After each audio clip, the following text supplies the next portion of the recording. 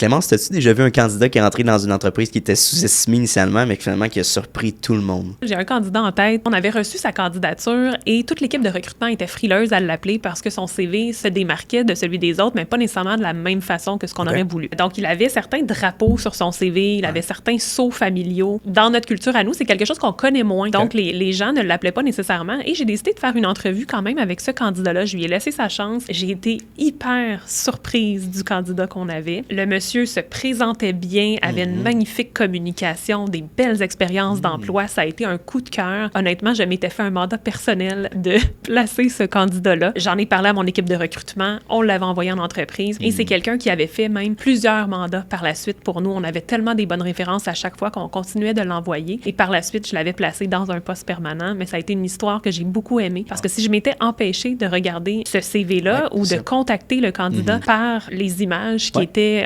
différentes, si on veut, pour nous, je serais passée vraiment à côté d'un excellent candidat. Puis j'ai toujours été fière de cette histoire-là parce que c'est important de laisser la chance. Quand on voit un CV, c'est un bout de papier. C'est pas tout le monde qui est bon nécessairement pour se vendre. Ça peut être des candidats qui sont excellents dans leur domaine, mais qui arrivent là, justement en création de CV, de contenu. Ils connaissent pas vraiment ça. En entrevue, c'est peut-être pas nécessairement les meilleurs vendeurs, mais tu peux avoir devant toi le meilleur employé possible. Ça a été vraiment une histoire à succès pour moi qui décrit bien justement cette pensée-là.